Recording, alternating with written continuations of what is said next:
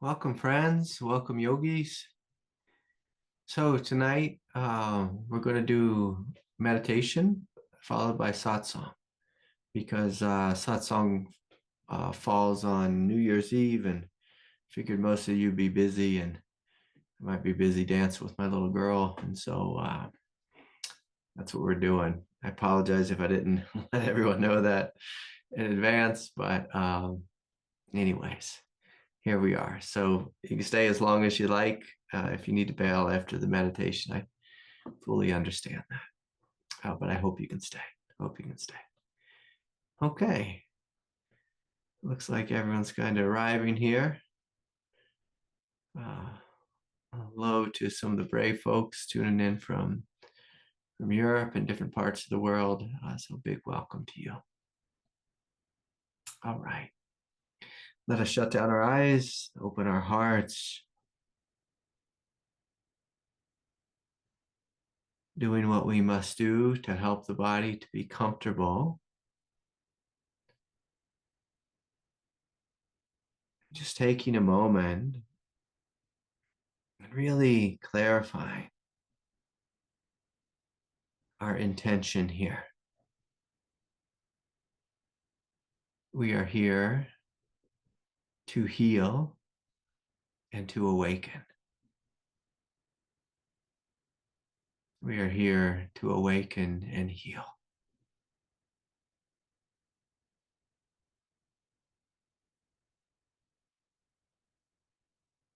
And we make this our number one aim. And because of this, we are choosing to disconnect from our thinking mind, the mind of our personality. We're choosing to disconnect from replaying the past, grasping at the future.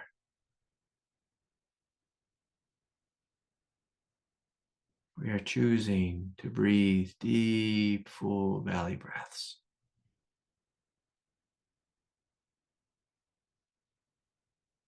As we journey inward,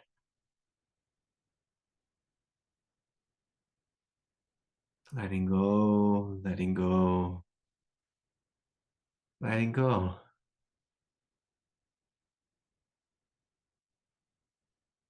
We're choosing to inwardly smile.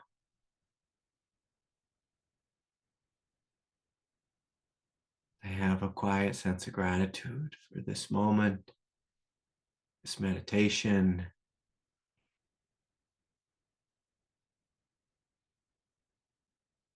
for our ability to be here together.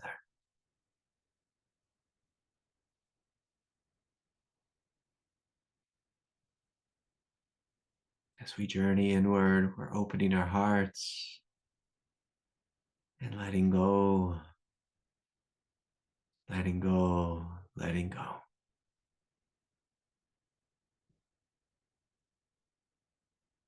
With each and every breath.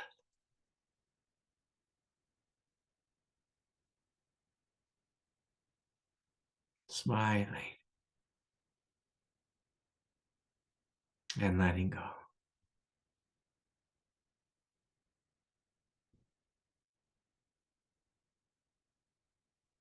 Smiling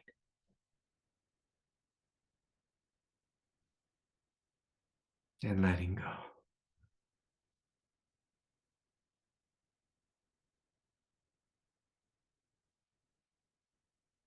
And so we'll gently scan through the body, inviting all the muscles, tendons, the fascia, and all the ways we hold to really soften and relax. And so we'll start at the top of the head and just scanning the top of the head. around the sides of the head, the forehead, the temples, back of the skull, behind the eyes.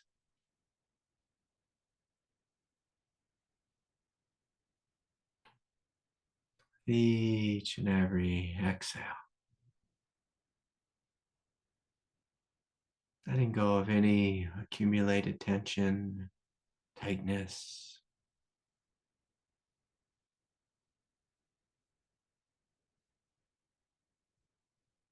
any holding, resisting.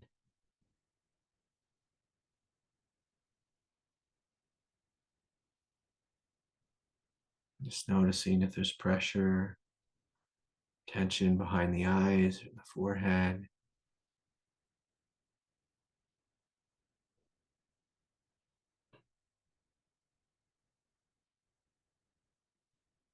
And as we breathe in, we're opening.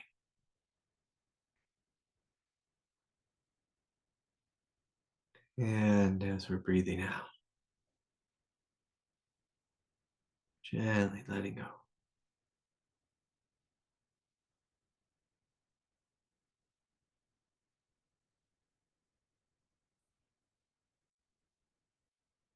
Letting go in all the muscles of the jaw.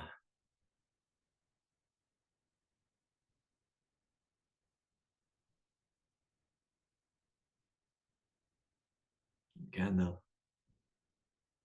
back of the skull, the point where the spine meets our cranium.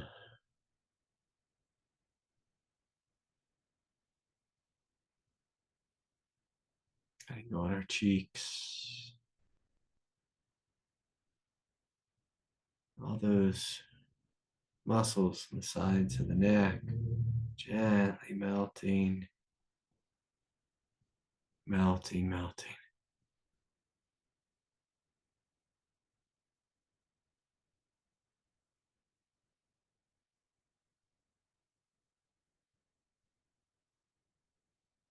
Each and every breath, melting, melting, melting.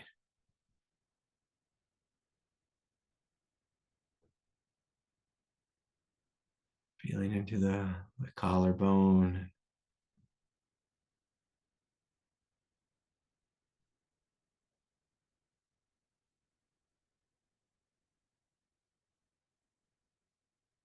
the upper chest,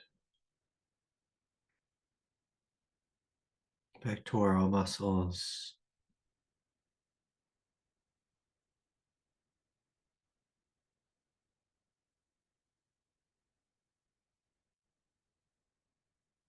just giving the body permission to melt.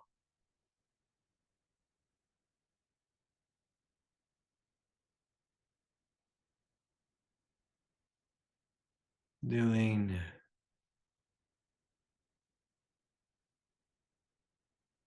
your best to stay out of the thoughts and the thinking, and just being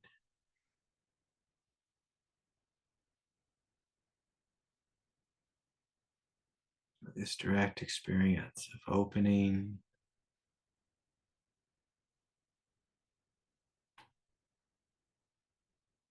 and letting go.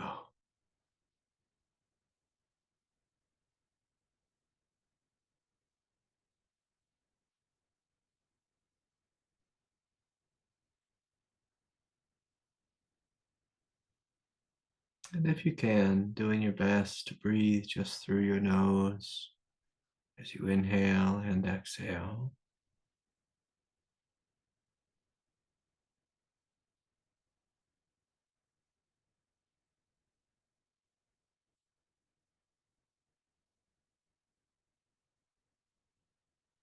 You may notice when we breathe through the nose, it's easier to descend, to journey inward.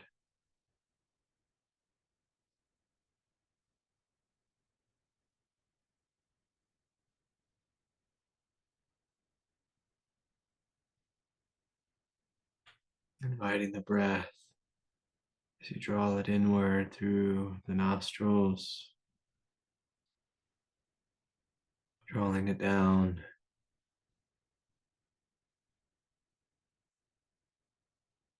It's like it's massaging at the vagal nerve, really relaxing the body,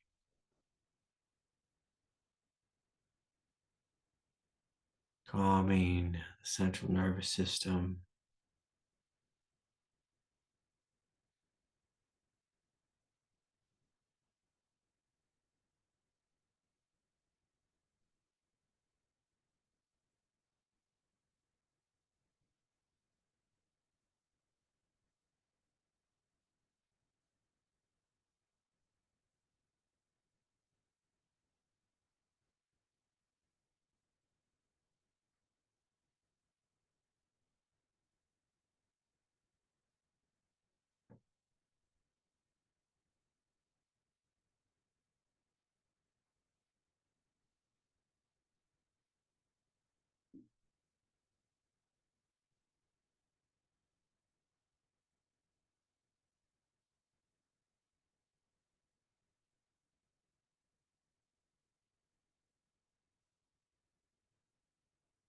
Allowing the breath to be anchored deep in the hara.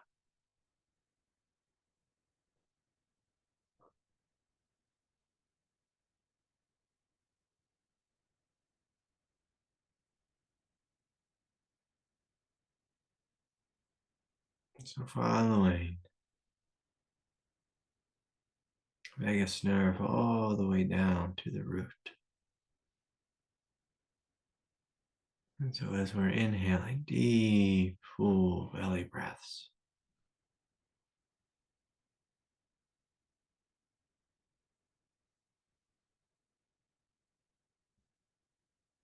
calming, soothing,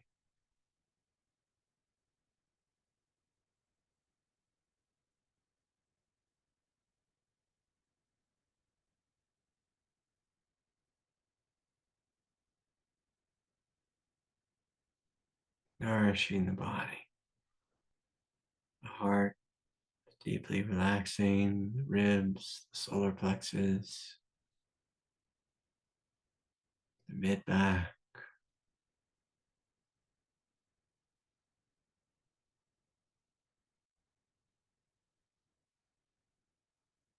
all the muscles, the upper abdomen, really relaxing and calming.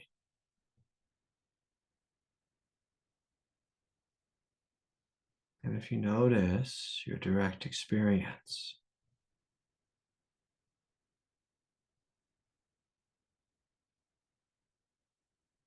there's this depth of peace, this depth of light.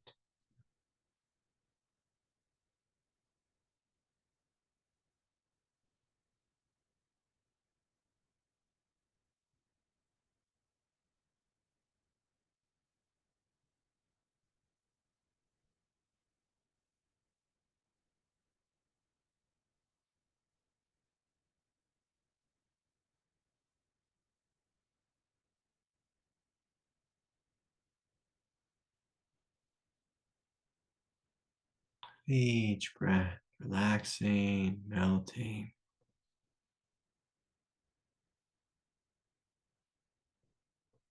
opening this radiant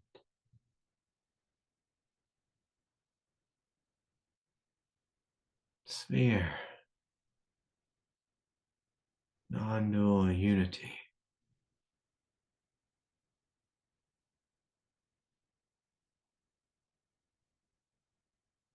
man's peace,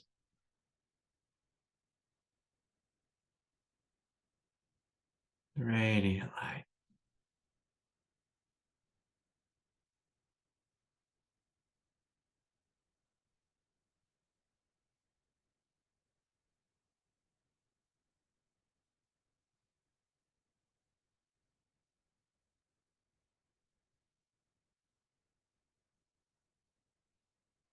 For some of you, it may feel as if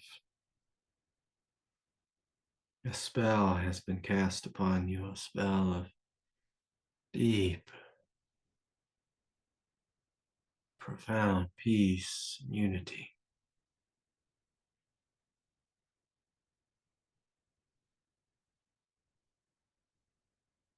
But in reality, this is no spell.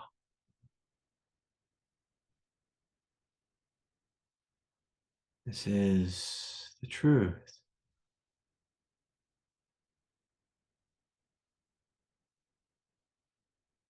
of your non-dual nature.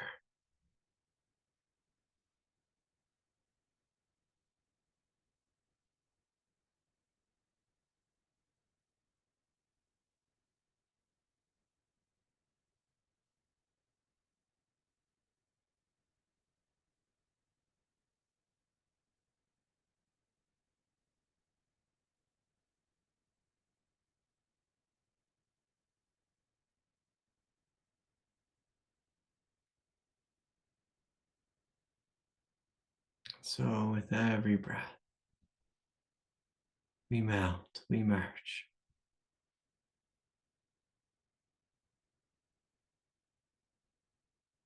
into the space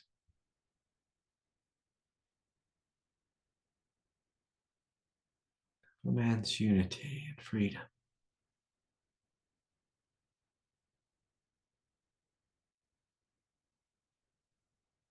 You may even notice a wondrous bliss, blissful freedom and unity waking up every cell in the body,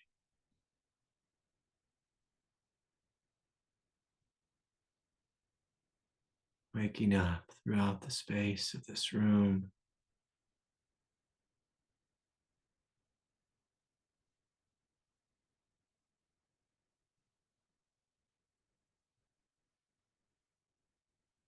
waking up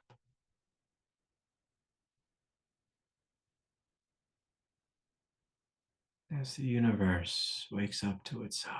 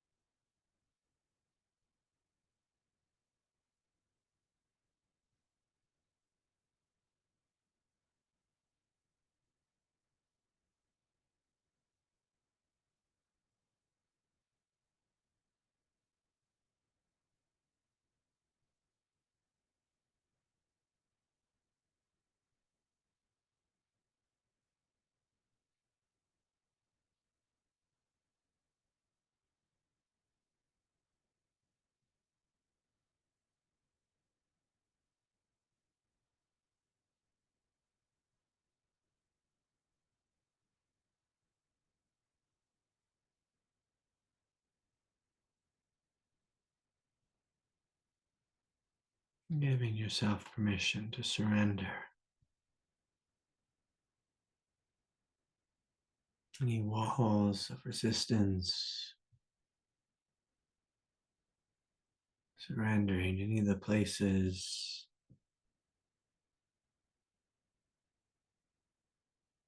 where we may identify personality or the psychological self.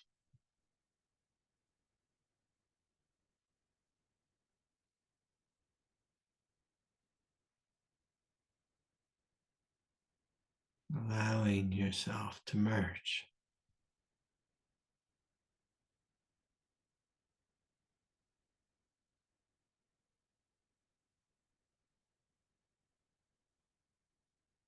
Into this immense unity, freedom.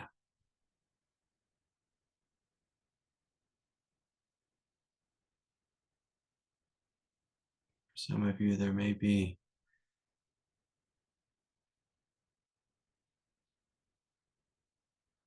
some points that are still stuck in the emotional nature, points of sadness or angst or fear.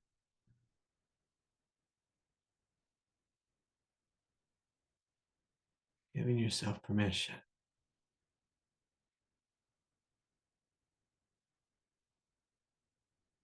just to let go.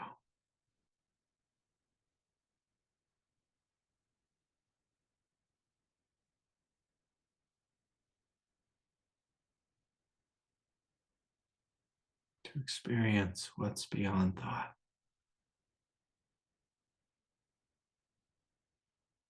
To experience what's beyond emotion.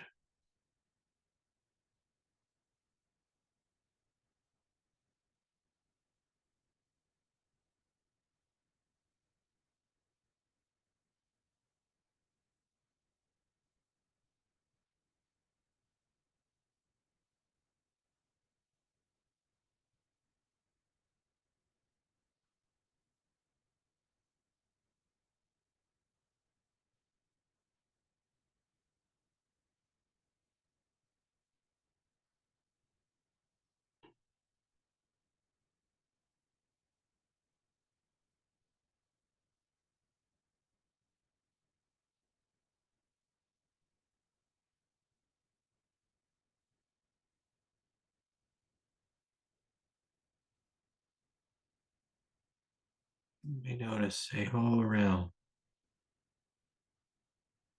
divinity waking up in you.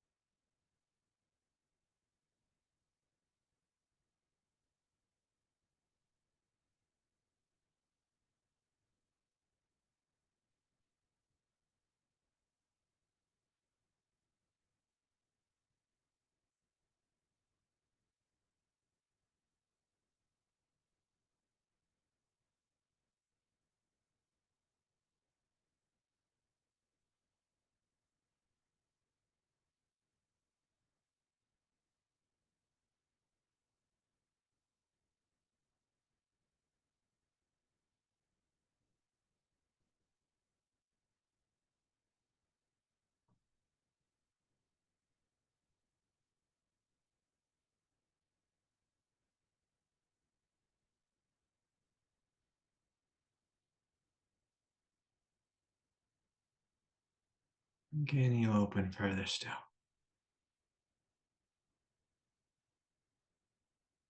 This depth of being the heart.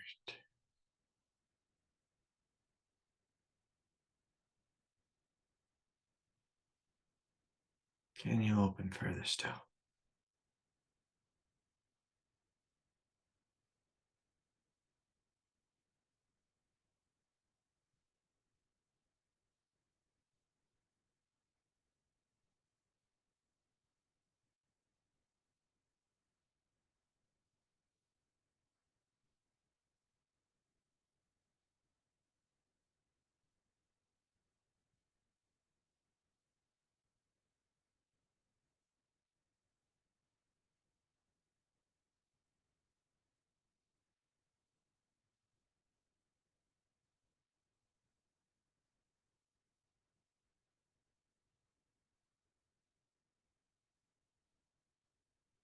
Opening more fully in the hara,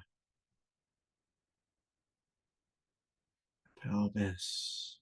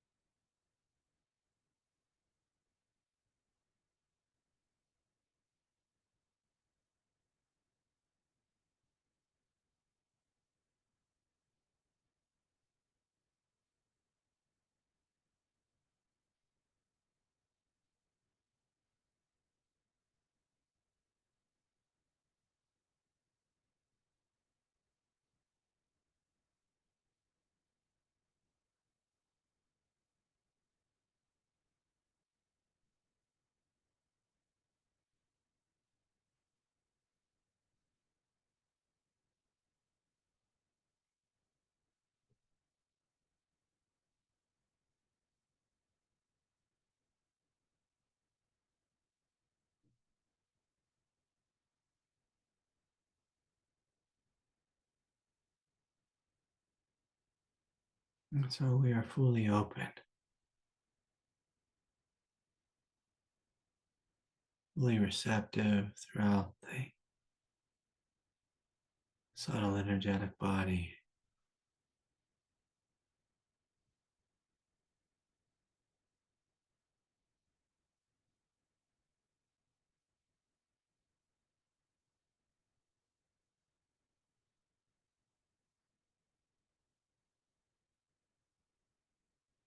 A sense of feeling unified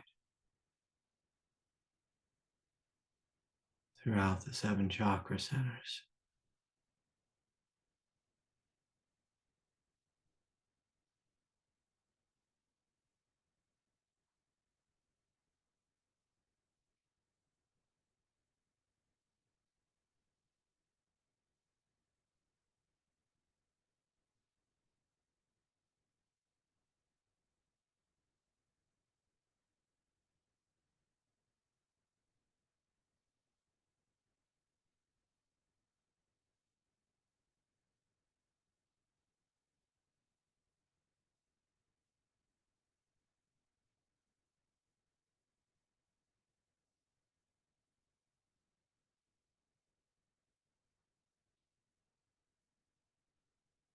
And from this space of open-heartedness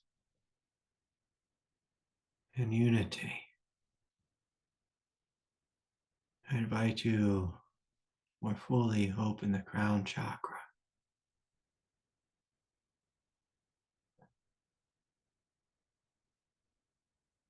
The Divine Mother is here, wanting to bring forth greater blessing,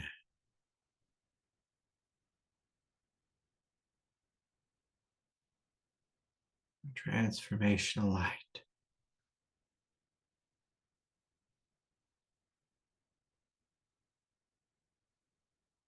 So with it, just a gentle attention,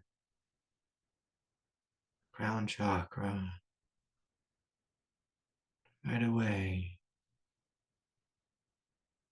begin to experience this descent of grace.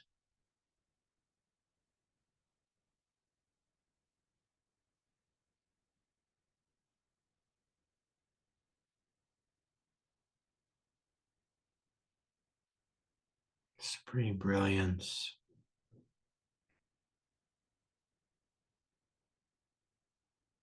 Some of you may notice very high-pitched buzzing, radiance.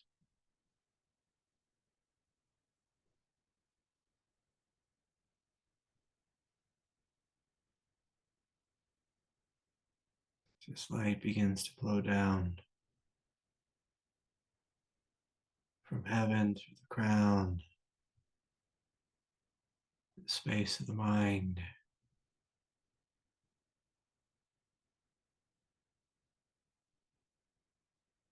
flowing down, blessing the throat, shoulders,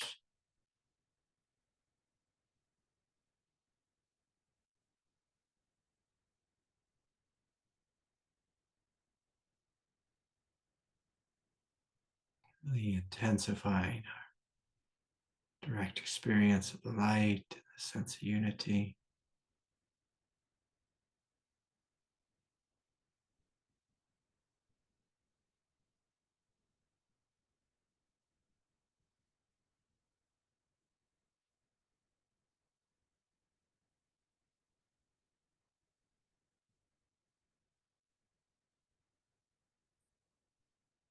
Can you trust?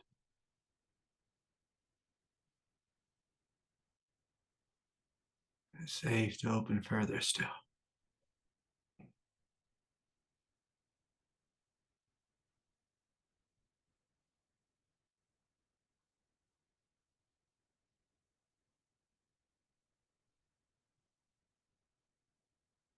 This light descends further into the heart chakra, filling the chest, the torso,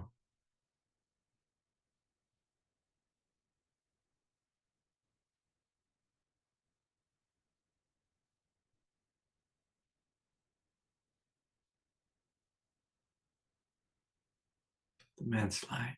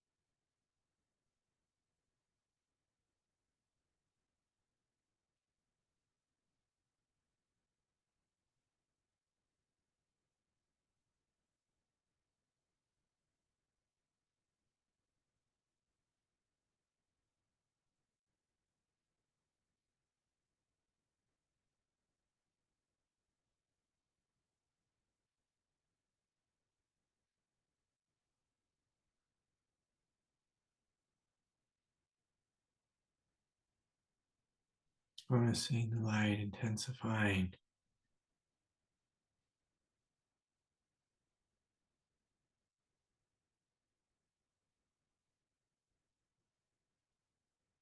And feeling our feet on the earth.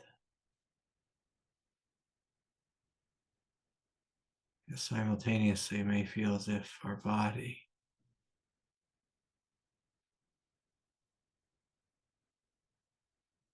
has been transported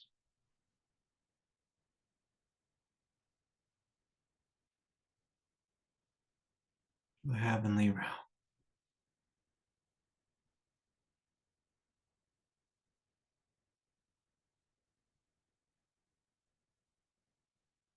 Immense brilliance, immense beauty, and radiance.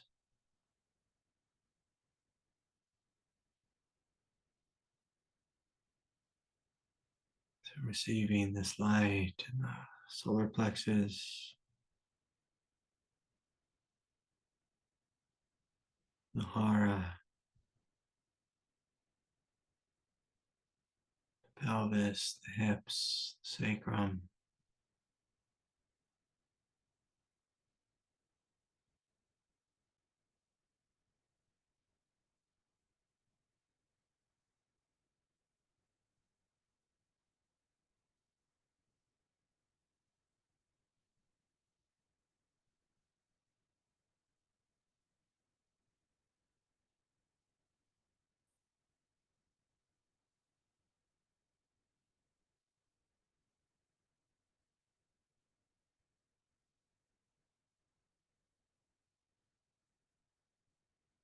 Just noticing if there's any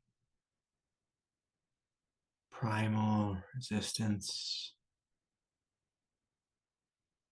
the root or the hara.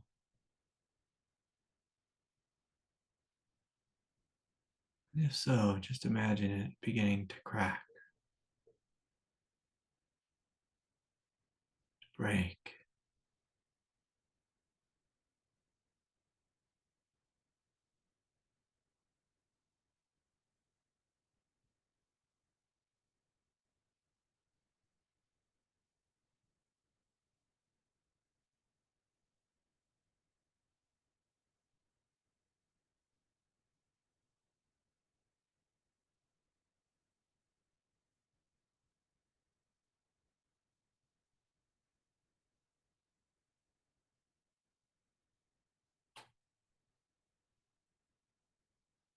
We're fully receiving.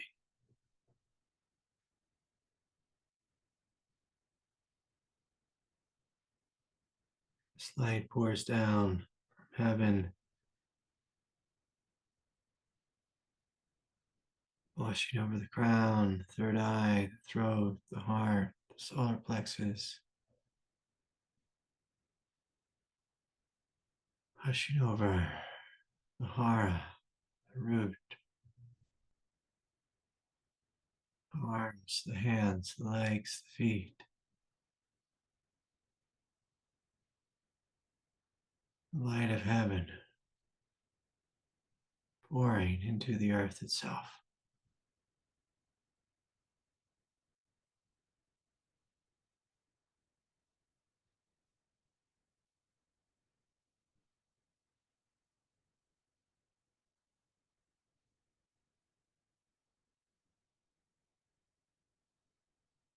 It'd be helpful if everyone opened more fully the hara, the hips, the pelvis, opening in the horizontal plane.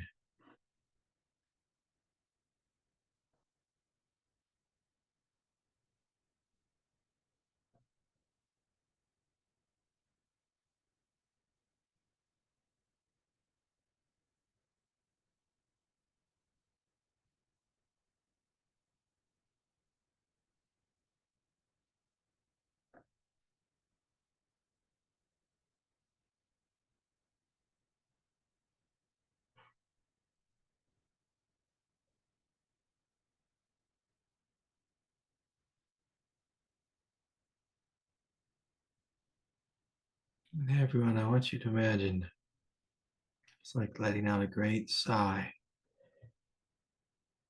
The area of the hara and the root.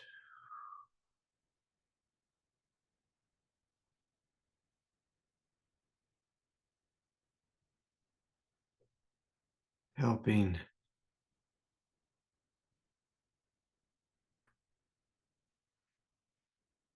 to break open, to crack any sense of primal resistance.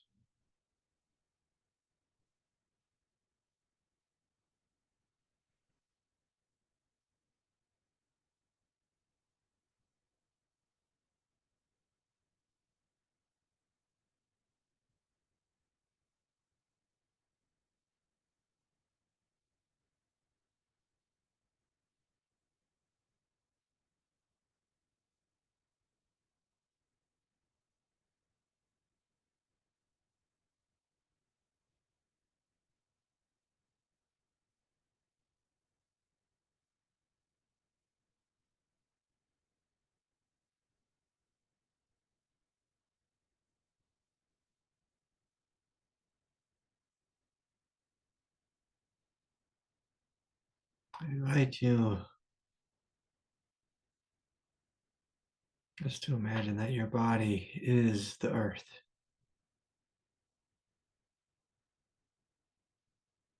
And it's beginning to crack open.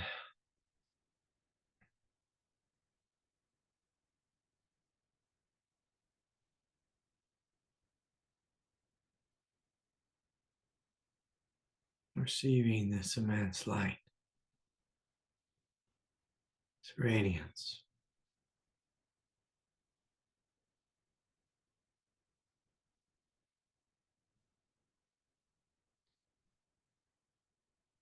And for some of you, that there may be some persistent resistance here.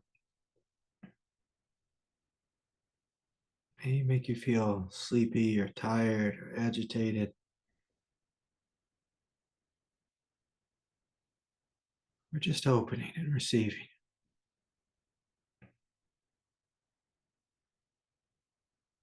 And you trust what's here.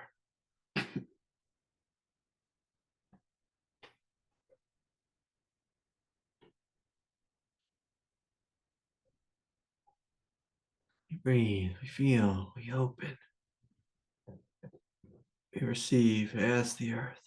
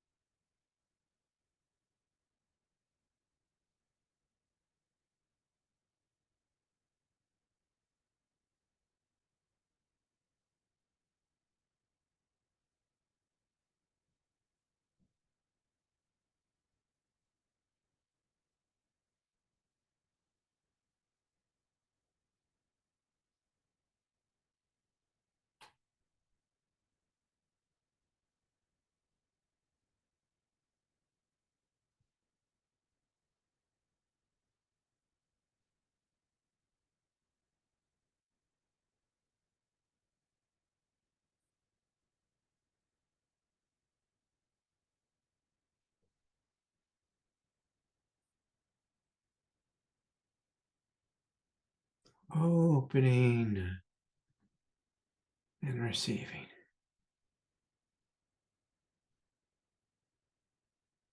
And for some of you, it'd be helpful to let go more fully in the back body, back, the shoulders, behind the heart, behind the solar plexus.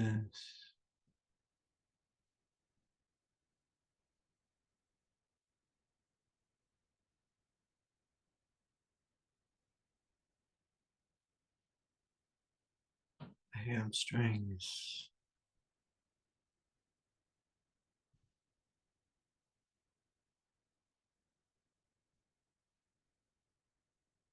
perineum,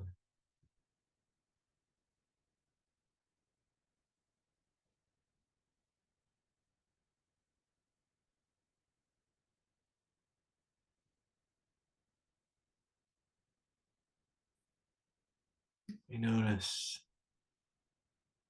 this light has become quite intense.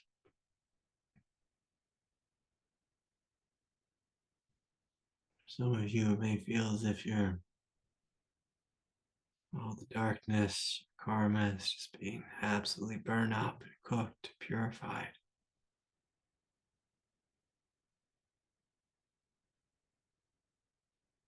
It can be a little uncomfortable, but we're trusting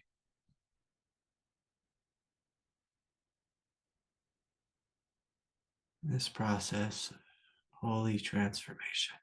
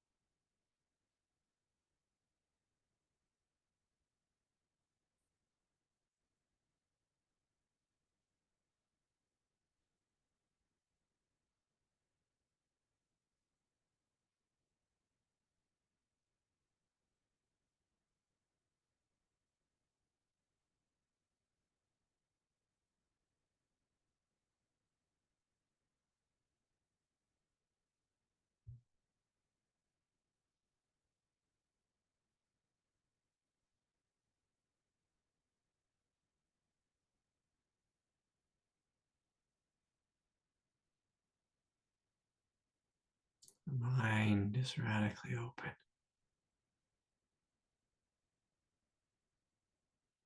The heart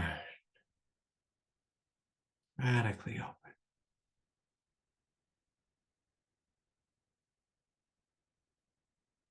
The heart, the root,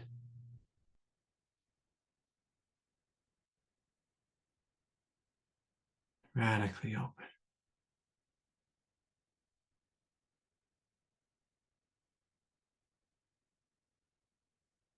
The body as the earth.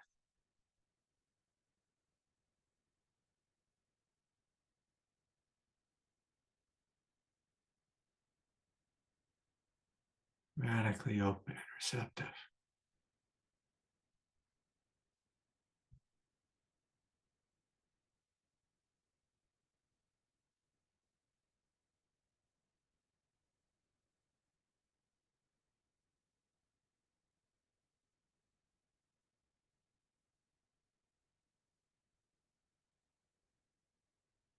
Holy light, holy brilliance.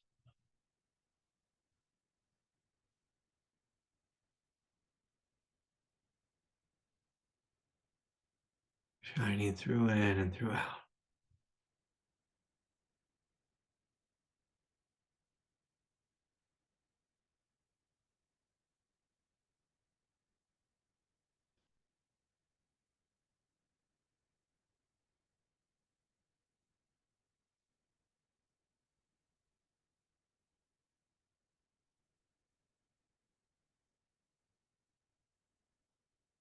Gently bringing the palms to the heart.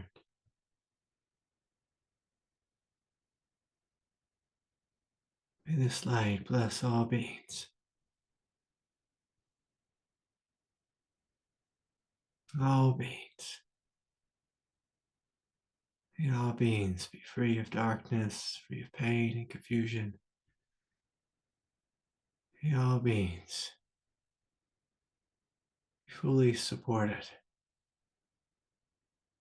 on this path of healing and awakening to the most high realization of truth, light of love, now and forevermore. Seeing this brilliance shining out, blessing all of creation. Without it,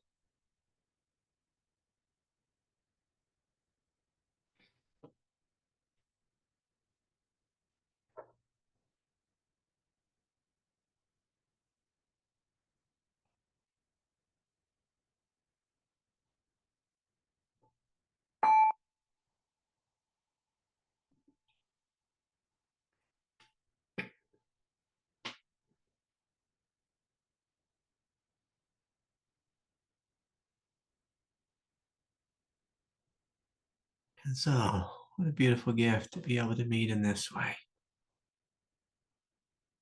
Beautiful gift.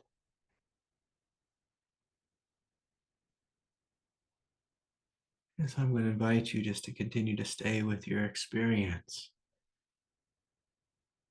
There's quite a powerful transmission this evening, this day.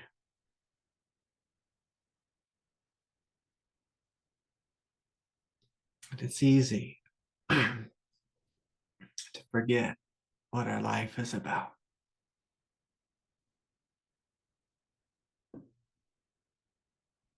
When we come here together, we remember that we are here to live, to experience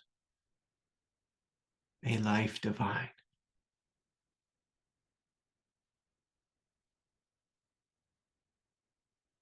And in order to experience the life divine,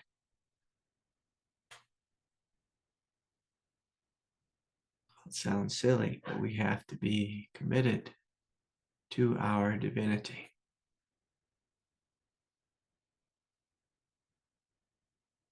And this means we also must be uncommitted to our egoic personality, our psychological selves conclusion about life.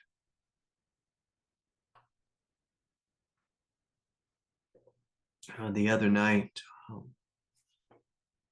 I saw this horrific movie about human trafficking, and it opened me to this realm of suffering that, well, I had been, mostly unaware of. And I noticed my consciousness really getting pulled into this thought, a belief that this world is a terrible, dangerous place. And I laugh in this moment because I know it's not the truth. But I know also from a place of discernment that it is a truth. It is a truth that this world is quite difficult for some human beings, for actually many human beings. This world, this life has been quite difficult for us at different times in our development. Maybe it's quite difficult in this moment.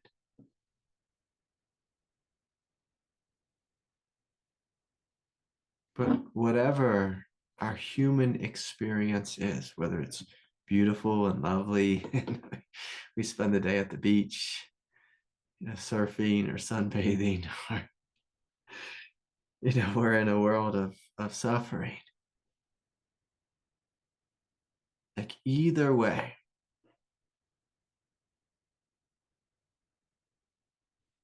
our job is first and foremost to awaken to this recognition of our divinity and the divinity of all of life. It's our number one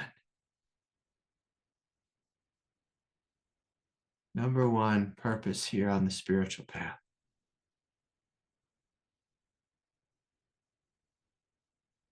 Is to wake up out of this view of pain and pleasure, out of this view which is dependent upon how I feel.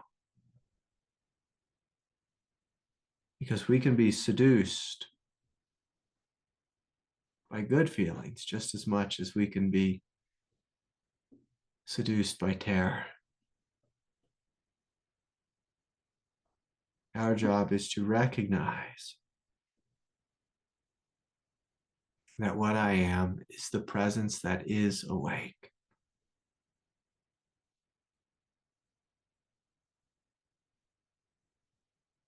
The presence that is awake. And it seems, such a simple thing to say. But my God, is it difficult for most human beings to shift out of I am the one who's suffering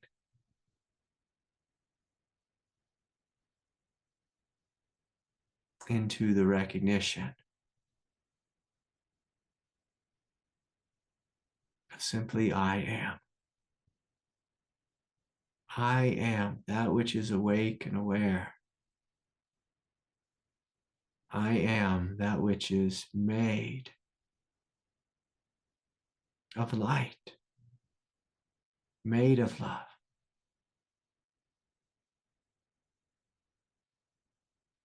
I am the light of being. And all of us, as we come together in meditation, as we sit together in meditation, we begin to experience this I am the light. And hopefully, there's this sense of remembering. I don't want anyone to have a sense of we come here and we meditate and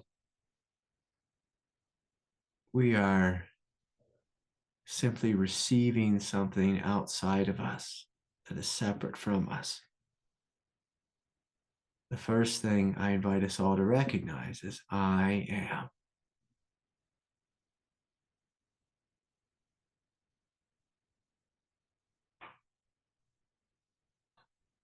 And it can be a little bit helpful for the mind and for the personal sense of self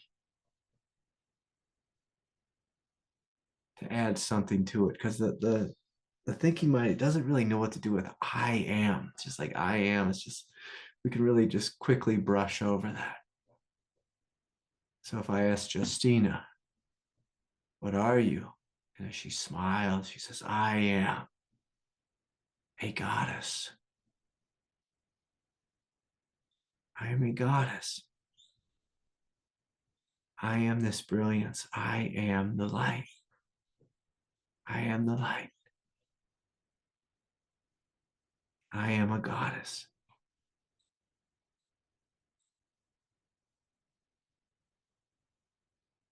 And so I invite us all to own our experience, to recognize it, to awaken to the truth of what you are. I am the light. Not I am a thinking mind and a personality and I'm 52 years old or 25 years old, or not I am male or female or non-binary or this or that. It's like, no. I am that which is awake, that which is the very experience of life itself.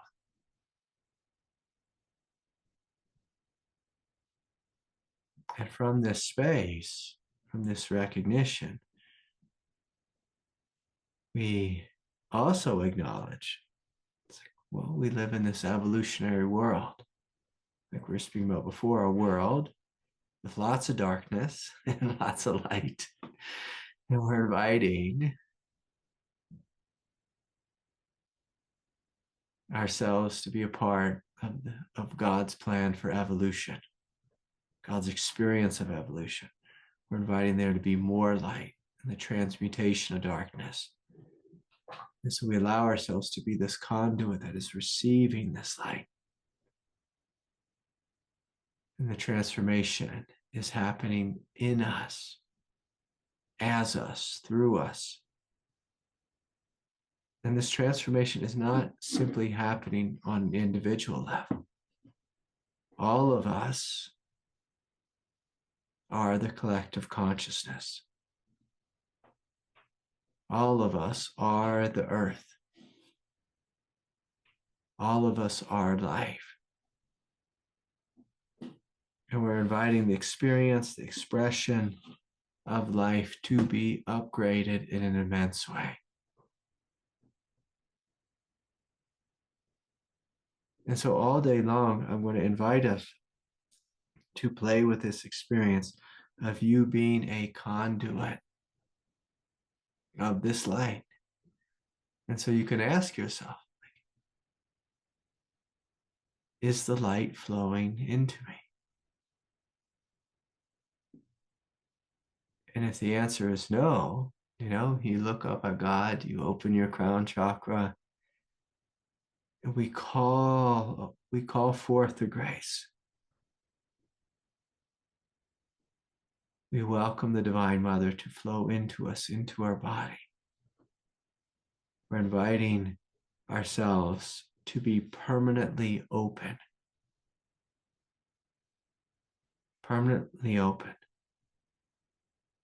to this descent of grace from above. Now, earlier today in the Kundalini group, we were doing this meditation where we're inviting ourselves to be permanently open, permanently rooted into the earth, and welcoming this support, this nourishing light and support from the earth. And I invite there, like the Star of David, to be this descent from above, flowing down into us, and this ascent from below, flowing up into us. And to see your body literally, like the Star of David, flooded with light. Flooded with light. And so, that's the invitation. That's the practice I'm going to invite us to play with. A couple people emailed some questions, and so I'm going to shift gears a little bit and get into the questions. These are all great questions. I enjoyed the questions that were sent in. First one is real short. I like short. It's, Dear Craig, how does one trust fully in life?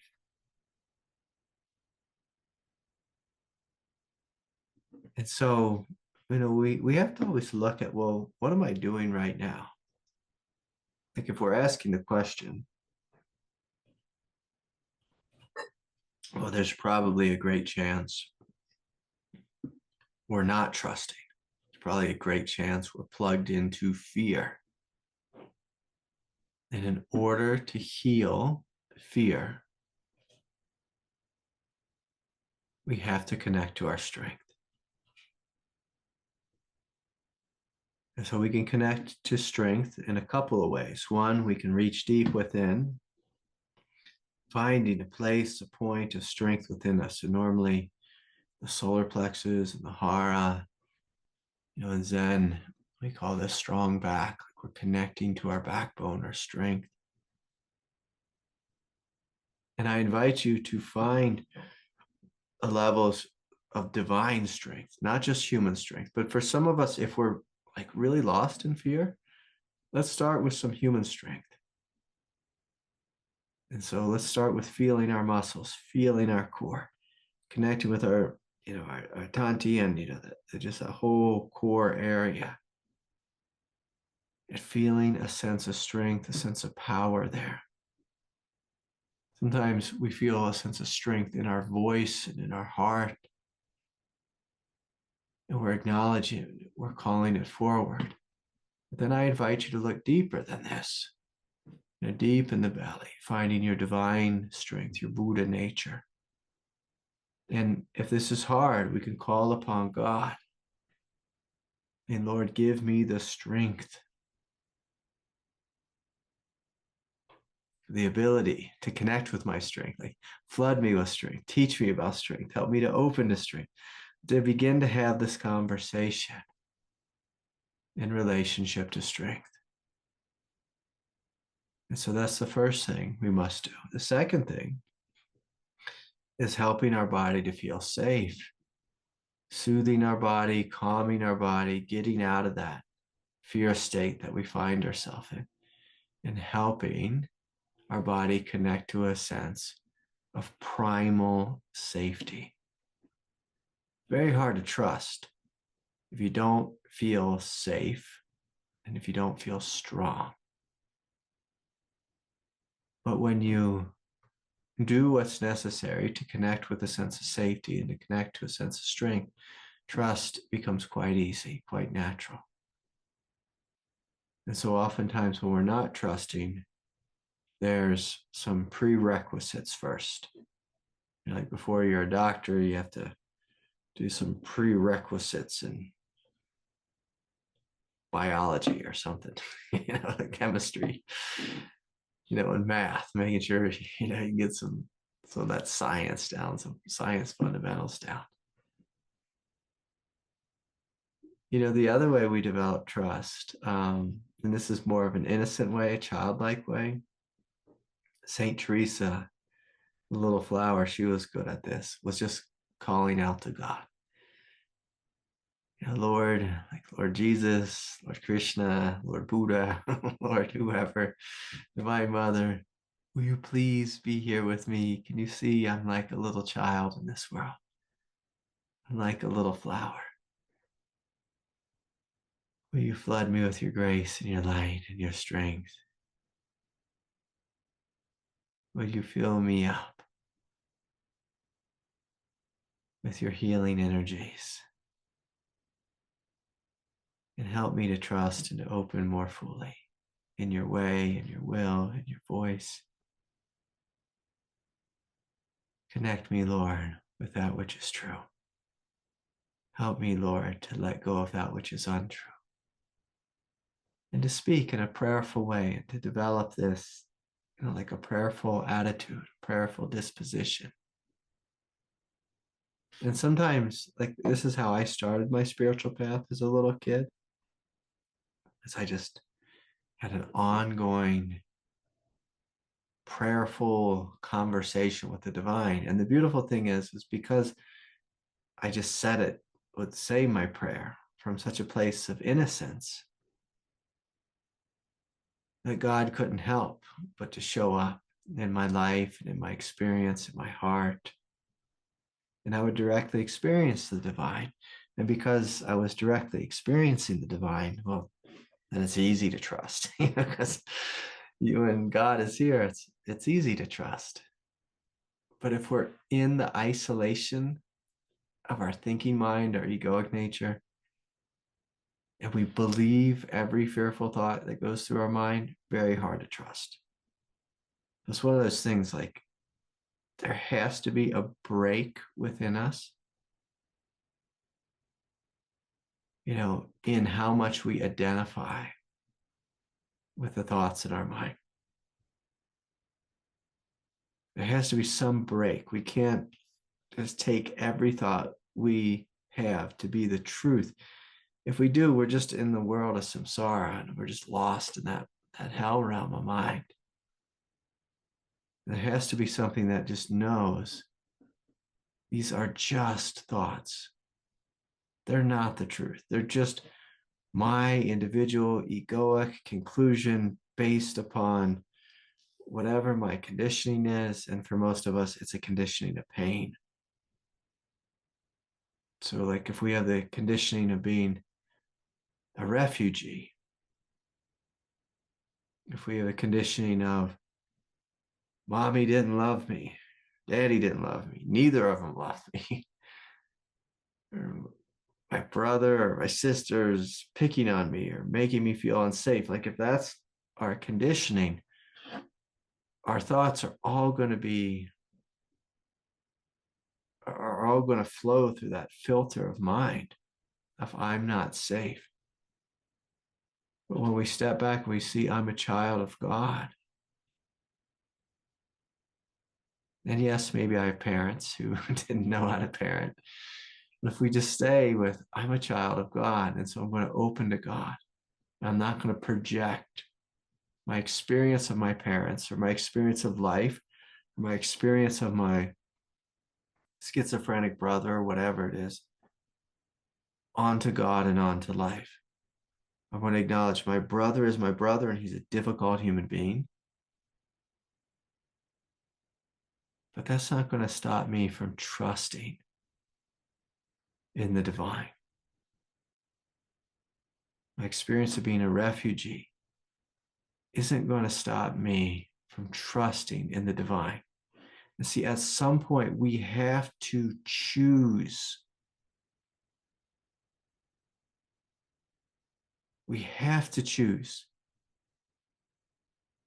Am I just going to go with my unconscious egoic assumptions and conditioning and projections around life? Am I just going to go with that stream? Or am I going to step out of that stream? As soon as we step out of that stream, we step into the realm of spiritual awakening. And again, this is our fundamental number one job on the path, is to step out of the stream of conditioned thinking. And again, like, this is a very bizarre aspect of my job, is that sometimes I meet with people who have a voice within their mind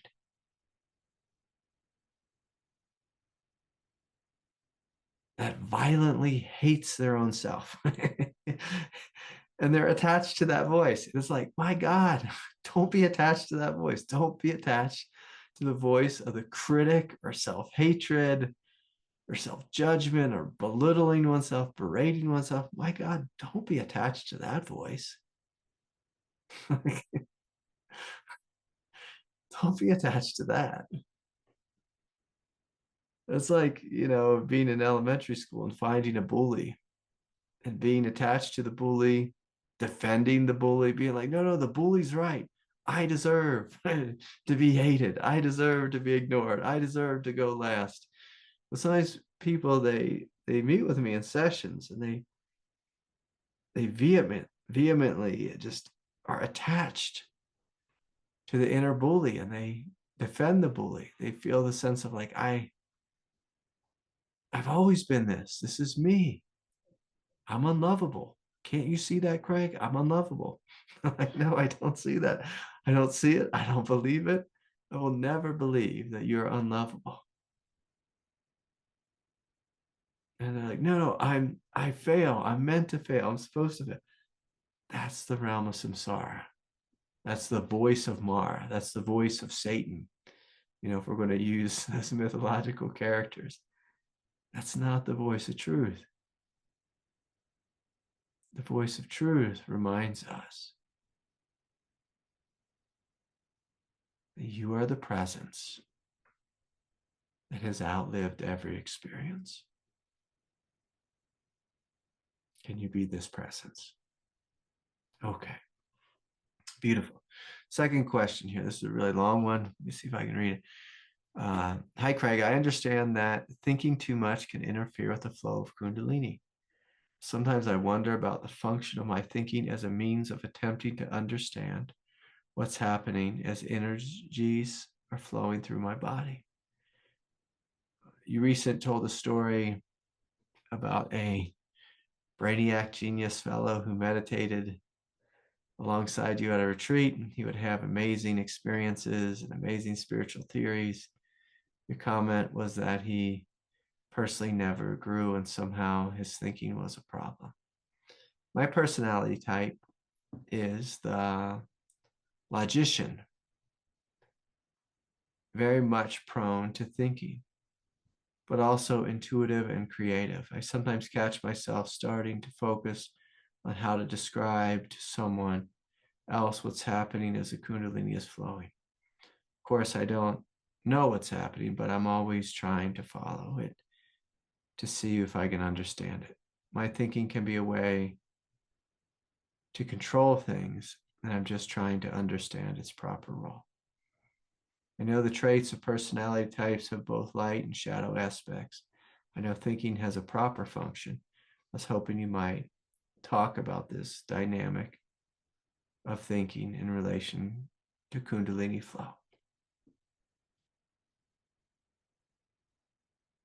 Yeah. And so, so many of us,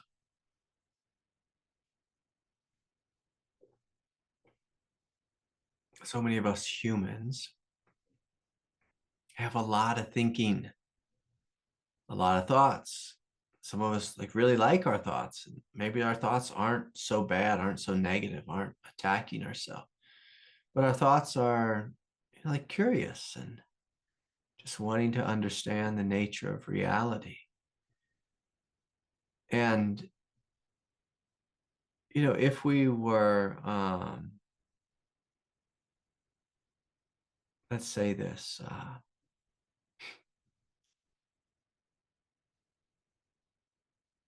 if we were, like a young, let's say college-aged individual, and we're beginning to come into our own, and we're trying to figure out like what's true and what's false, what's the direction of my life, and I need to understand the direction of my life, and really wanting to understand our experience and have like a mindfulness about our experience. It's like, yeah, please, like, let's think, let's contemplate, let's kind of explore the dynamic of our mind. That's beautiful. But what I'm going to invite, as we mature on the path, to let go of the thinking mind as a center of identity, to let go of the thinking mind as a way of knowing and understanding,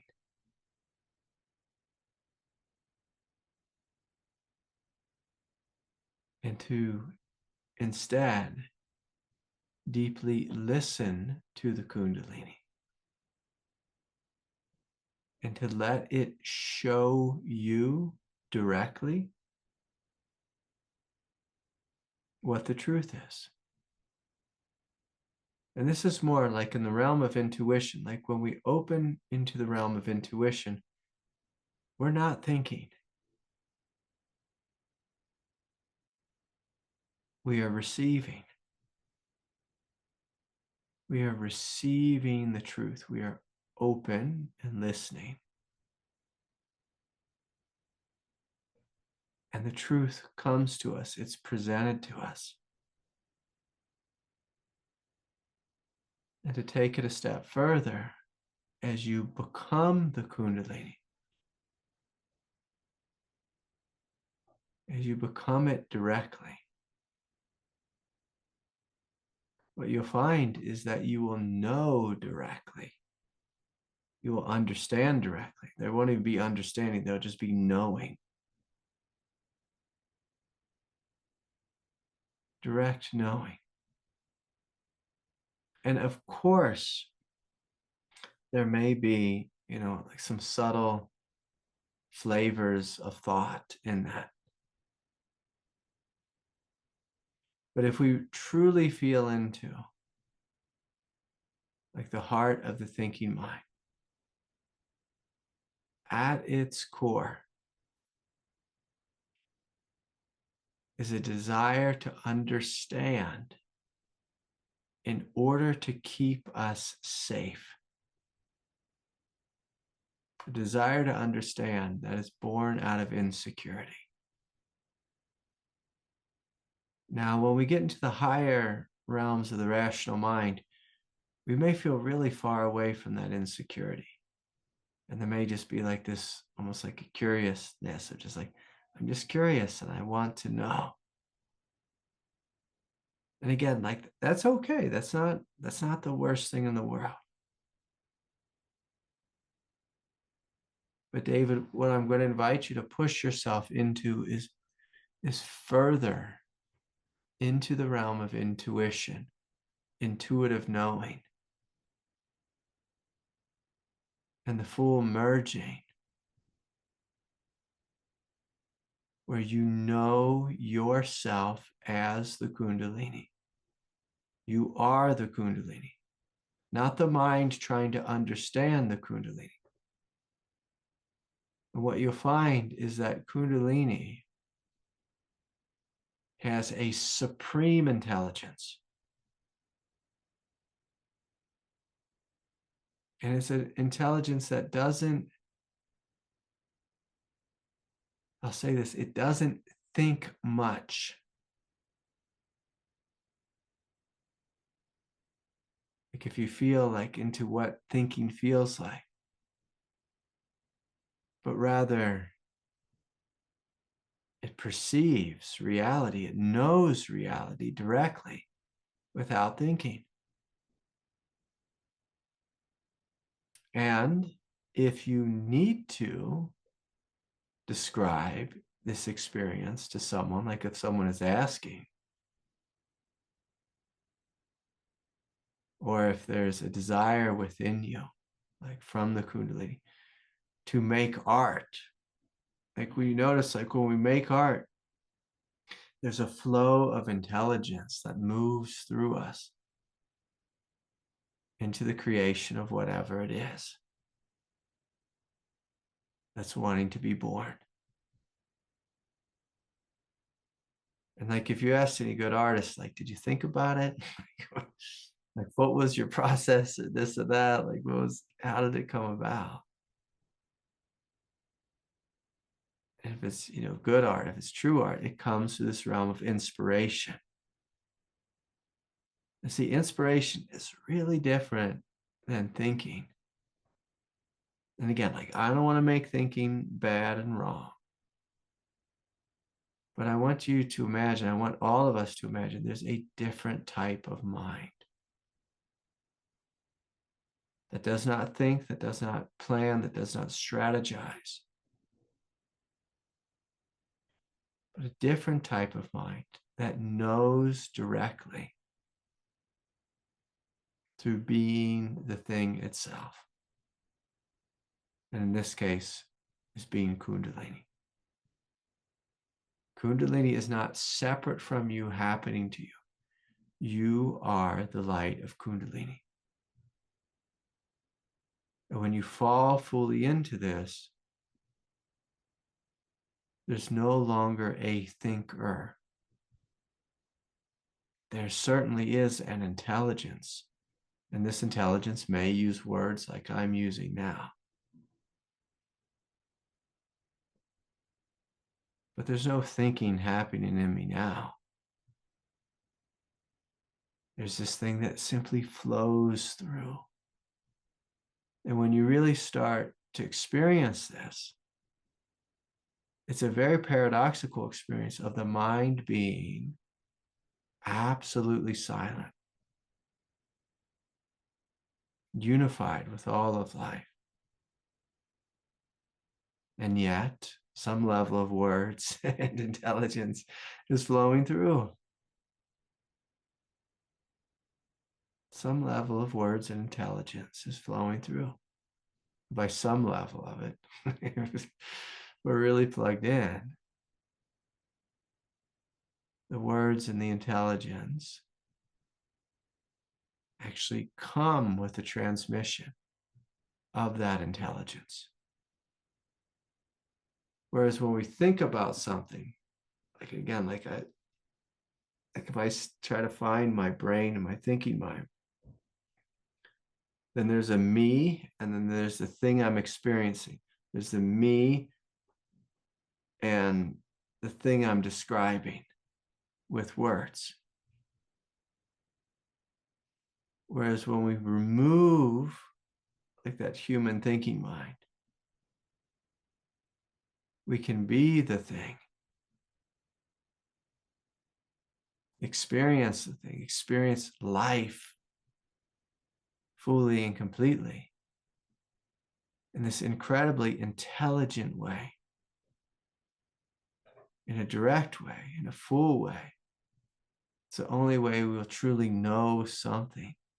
It's the only way we'll ever truly understand something, is when we step beyond understanding. And so, again, this is something that we can all play with. It's like all day long, I could be in the redwoods and talk about the qualities of the redwood tree and study the ecosystem and this and that. Talk about the biodiversity and how much rainfall a redwood tree needs and the climate, and I start talking about climate change and get worried about climate change and all these things. But if I really want to know the redwood tree, I walk in the forest and I open fully and I begin to experience the intelligence of the forest, the intelligence of a unique tree in me and as me directly. I've done this countless times. I love going in the redwoods. I love doing this in the ocean. I love doing this in anywhere I am. Is being the fullness of what's here. And the mind will always say, but what about functioning and this and that and this? I can assure you, functioning happens. Like functioning will happen. Art will happen. Design will happen. Creativity will happen. Birth will happen. Death will happen. All of life will continue to happen in a more dynamic way, where you'll feel as if you are life instead of something thinking about life. Now, for those of us who are just totally lost and have no understanding, yeah, it can be good just to develop a clear level of human thinking and rationality. That's a huge developmental step. But David, you have that down. And I'm inviting you to step a little bit further beyond that. And to see what comes. And you're already doing it with your art. You're already doing it. But I want you just to see, like, you have a really good, healthy human mind. And sometimes when we have a really good, healthy human mind, we're like, I don't want to put that thing down. Like, this thing, it works. It's good. Why put something down that works? That's really good. But I'm going to encourage you to play with it and just see what happens if I put it down. Is there another way of knowing that's more direct than thinking about something and trying to describe it? And one of the things that's required, and this is kind of a little bit paradoxical, is it goes back to this first question around trust. Is like, I had great fear that if I let go of my mind, I would just be this blank, empty thing. You know, everyone says this, everyone has this fear. I let go of my mind, I'm not going to go to work. I'm not going to pay my taxes. I'm not going to brush my teeth. Like, I'm going to stop talking to my partner, my family, or whoever. You know, my landlord's going to come and evict me, or whatever it is. Like, a lot of people have this great fear that I will no longer function. And I'll even tell you, for many of us, we have to go through a realm where when we first put down our mind, functioning stops for a period of time. Keyword there is for a period of time. We get really blank and really empty. But I'm going to invite you to walk through the blankness, walk through the emptiness, and give it some time. Like, allow yourself to be in, you know, some deep realms of samadhi for a period of time. And then what you'll notice is, out of the darkness of samadhi, like the darkness of the night sky, all of a sudden will be this twinkle of light. And it'll feel like a new mind is being born within you. A different type of mind, a type of mind that does not think, doesn't strategize, doesn't plan, doesn't describe.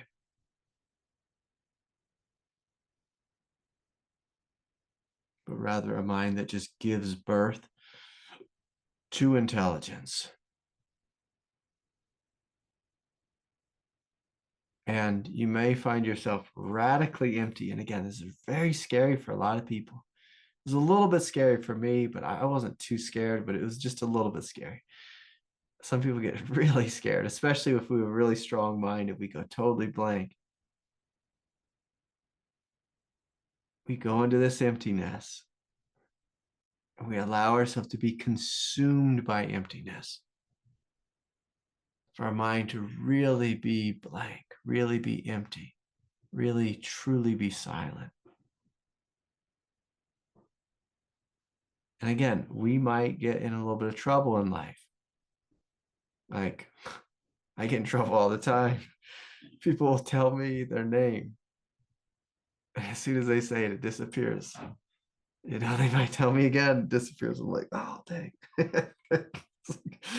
I could just hold on to that name. I wouldn't look like such a jerk, you know, or a fool, one of the two.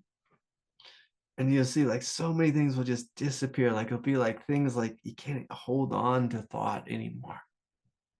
Again, a lot of people get terrified of this, but to me, I love a silent mind.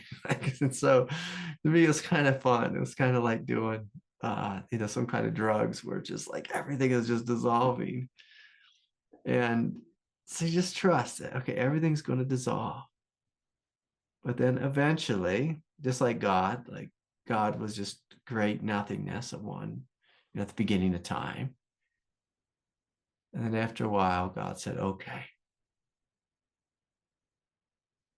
let's have some life. Let's have some intelligence. Let's give birth.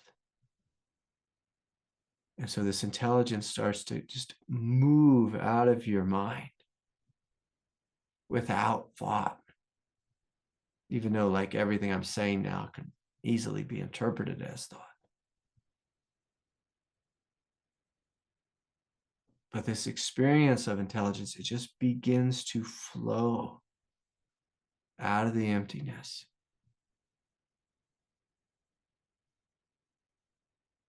And the experience of this intelligence feels both like emptiness and like light. Whereas if I have to think and like figure something out, like when I'm doing my taxes and I'm like reading through the tax code, it's like I feel like those qualities of thought, like what the way Buddha described thought is, he said every thought has some level of stress in it, some level of like grasping or desire or aversion, or just even just stress, just like a subtle stress in every thought. Even if it's like a happy thought, there's just like some level of stress. Whereas when you come into this other thing that I'm inviting,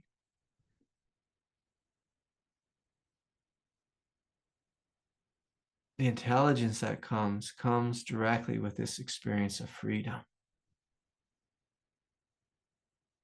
of light, and of emptiness,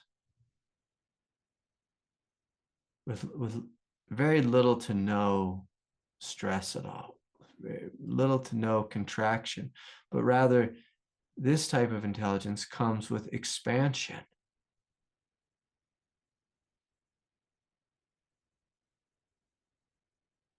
With an expanding reality, a birthing reality.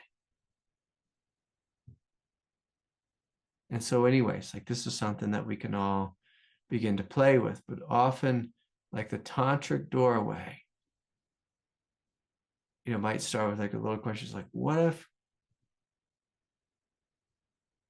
I allow myself just to put down all this thinking, all this commentary, like commentary, commentating, commenting on. What if I just put all that down and I just be the thing itself and see what comes? And see what comes.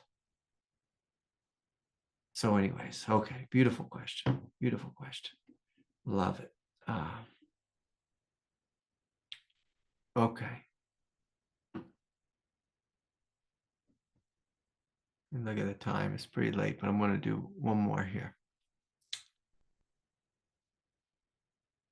Dear Craig, I am in month 5 of a relatively intense kundalini awakening, not physically, but mentally. We could say, really felt like it was healing me, but now it feels like I'm being played around with by tricksters who are trying to shame, trap me.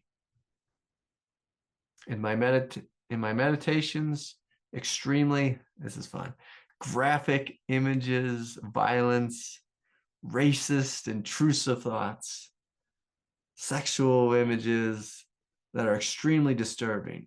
And it will play around with me to be explicit with my sexuality and my arousal system.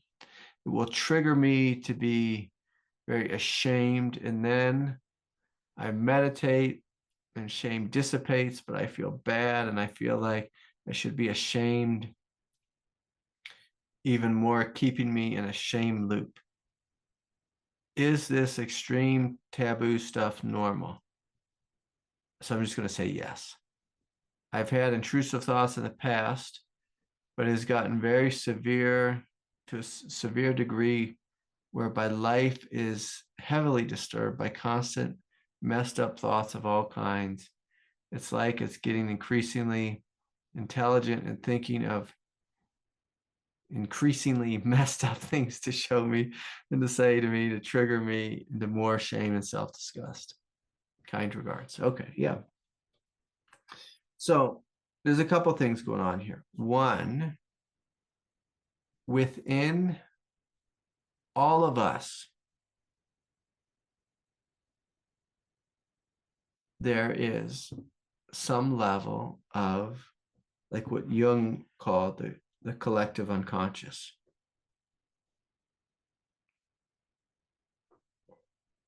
My teacher, actually, I've had a couple teachers say this to me. There's only one mind, and everyone has it. Everyone has it. And within that mind, we have access like to all the heaven realms, all the human realms, all the hell realms, all the desire realms, all the violence realms, like everything. Like if you spend enough time in meditation, like, sometimes I run across like a good Buddhist meditator who comes and like, Craig, I've meditated 10,000 hours. I'm like, great, that's awesome. Yeah, I love it when someone's meditated a lot, because when we've meditated a lot, we know, like, we've come across all this stuff within us: shame, guilt, rage, anger, jealousy, greed, envy, just all of it. Bliss, freedom, kundalini shakti, like heavenly realms, angelic realms. And this is all par for the course. Now, if we get stuck on something, and one of the things we're getting stuck on is shame. Shame normally points to the fact that there is something within us we haven't fully seen, haven't fully accepted, haven't fully loved, haven't fully included, haven't fully healed. And so I would really, really look under the shame. If we look at the voice of shame directly, shame is like real similar to the voice of the critic. If we just listen to that voice, it's going to drive us mad. It's like, oh my God, you're the worst. You're not perfect. You need to be perfect. You're a terrible human being. Like, we don't want to look at that. I want you to look, what's driving the shame? So we look under the shame, almost like if shame was a blanket. You lift it up and you look under the blanket. You're like, what's here? What's here?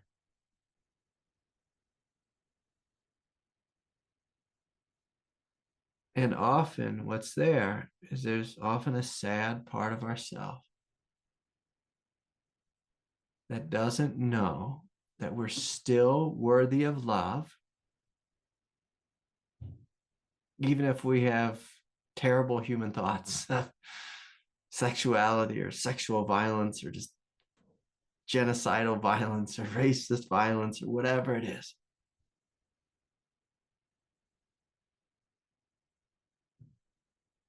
All of us at our core are worthy of love.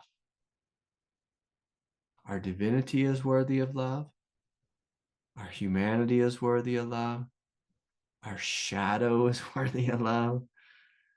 Our human rage is worthy of love. Our racist thoughts are worthy of love. And when I say our racist thoughts, like these thoughts really don't belong to us. They're really not ours. No thought is ours. All thoughts belong to the collective unconscious. They're not really ours. We just think they are ours because they're arising within this mind.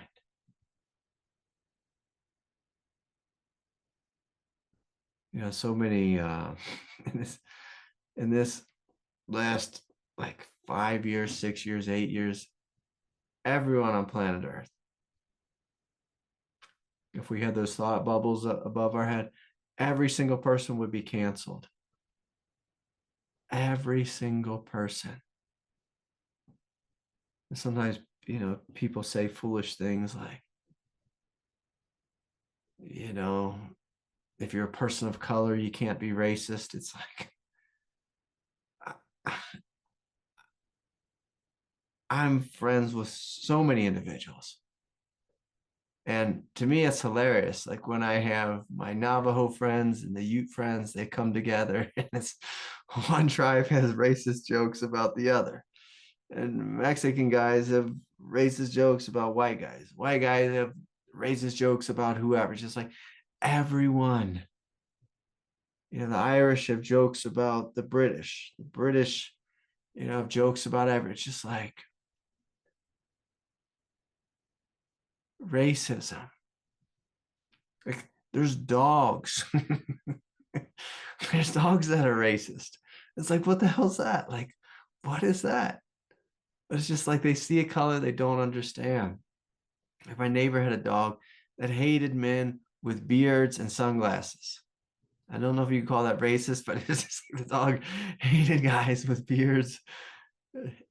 I met dogs who hated men. Just like it's just like in the human psychological mind, we have a wiring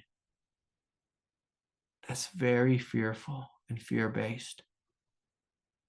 And that's not our fault. This psychological mind was given to us by life.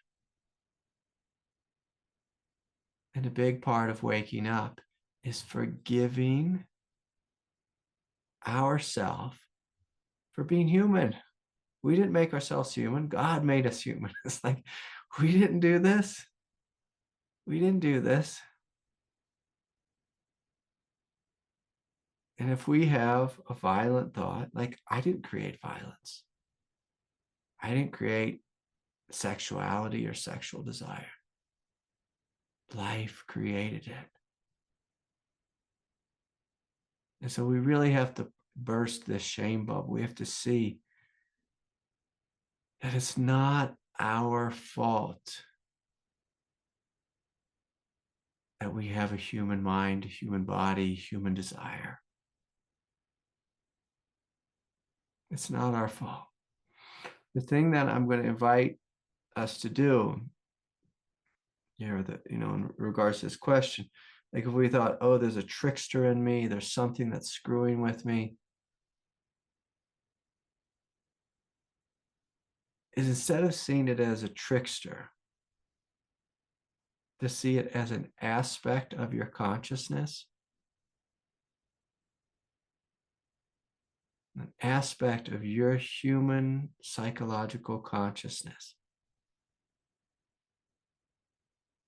that feels disconnected from love. And so sometimes like kids do this a lot, that if a kid feels, say, disconnected from love, like if their parents are going through a divorce, they don't feel loved and supported in the world, often the kid starts acting out in the classroom, starts acting out on the playground. And what that child is communicating is, I don't feel loved and supported and nurtured and included.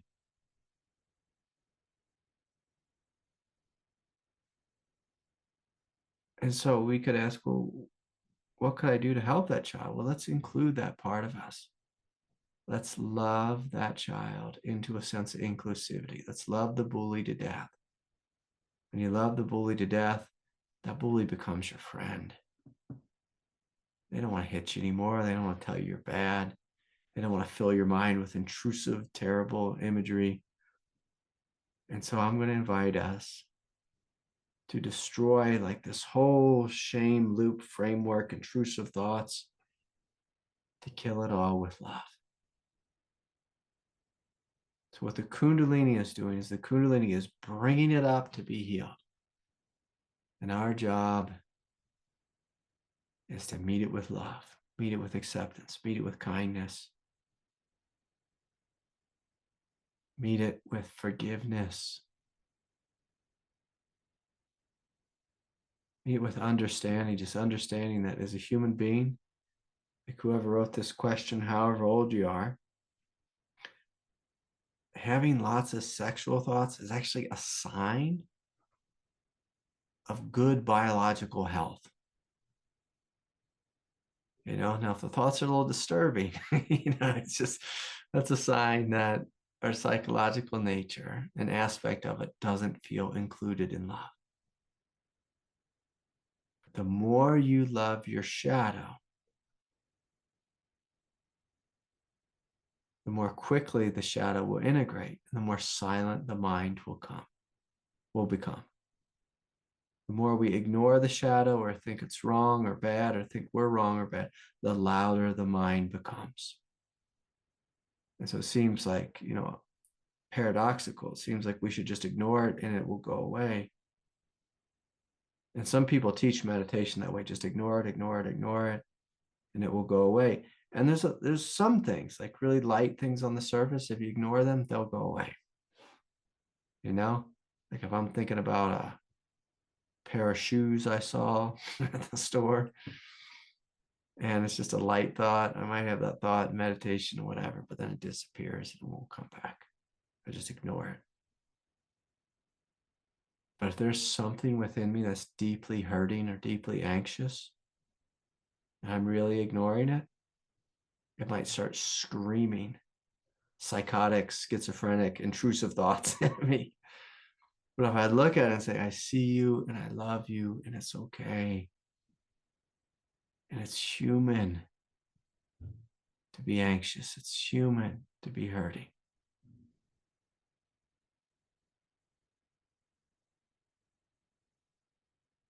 I breathe love into that part of me that feels disconnected.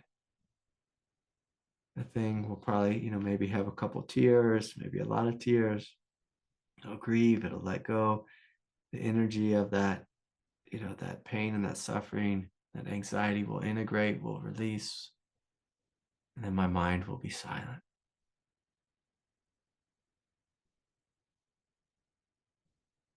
We don't heal intrusive thoughts by getting rid of intrusive thoughts. We don't heal shame by ignoring shame. We heal these things by lifting up the blanket and looking what's truly here and driving this pain. And when we walk a path in this way,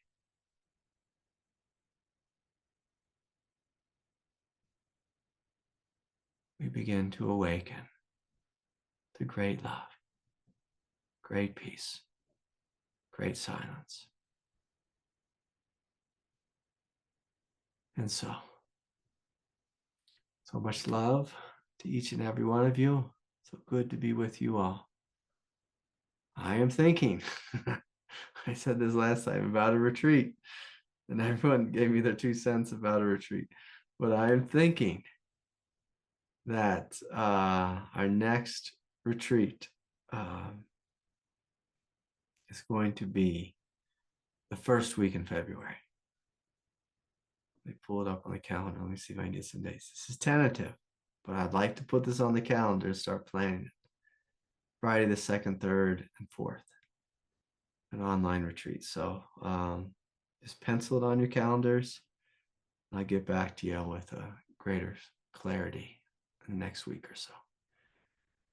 So much love to each of you. Please continue opening, and I'll see you all soon. Good night, everyone. Bye for now.